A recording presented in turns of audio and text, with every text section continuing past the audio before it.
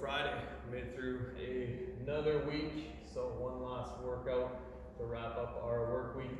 So 3 sets today for our warm up. We're gonna do 10 alternating toe touches. So just sending that leg back and alternating sides.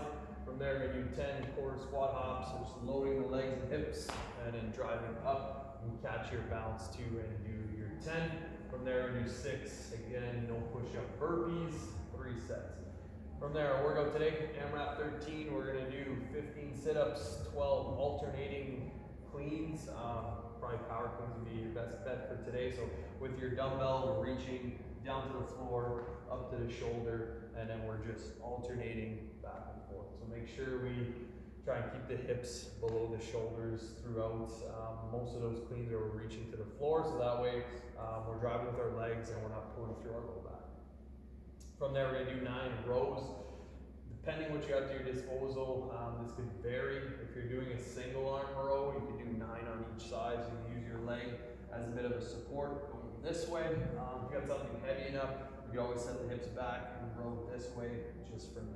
So if you're doing single arm, do 9 on each side. If you're doing something either with a barbell, I just look to do 9 total. From there, 6 alternating devil's press. So that's using your dumbbell as if we're performing a burpee. So you have your dumbbell on the floor. We're gonna kick down. We're gonna come back up, and then from there, we're gonna snatch our dumbbell up overhead. If you got a hard time with the snatching overhead, we could always clean and jerk to get your dumbbell overhead. So we're alternating arms each time for a total of 6.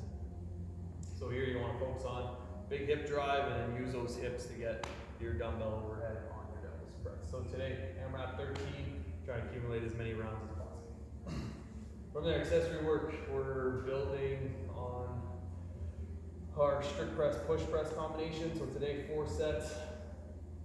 So the first thing you do, we're gonna work on our pistol squat. So for you guys who can, just your single leg squat. Sometimes holding your foot can definitely help with that movement. So I'm looking for 5 on each leg. If not, just a single leg squat to a box, to a chair, work on that single leg strength. So the big thing to remember with this single leg movement versus your 2 leg squat is to really drive the knee over and try to keep that weight on the ball of the foot and drive that big toe down. The moment you sit back, you lose that connection. Certainly single leg is going to be very hard to stand out your squat. So even if you're squatting down to a chair, to a block, or there's something else, you want to try and keep the tension on the quad, keep that knee over the toe, so that way you're in a good position to stand up. So 5 on each leg.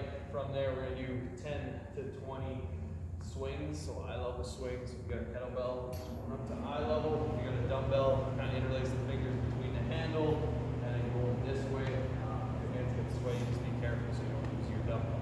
10 to 20 based on your weight. And the last one, working on our overhead progression here. So we're gonna do 6 strict press, 6 push press, superset together. So you're gonna go 6 strict. Once you're done your 6, we're gonna go 6 push press, alternate arms, same thing. So if you change up the rep scheme last week, try to keep the progression you had, just add a rep to each movement if possible, right? So today, 4 sets, and that's gonna be your accessory.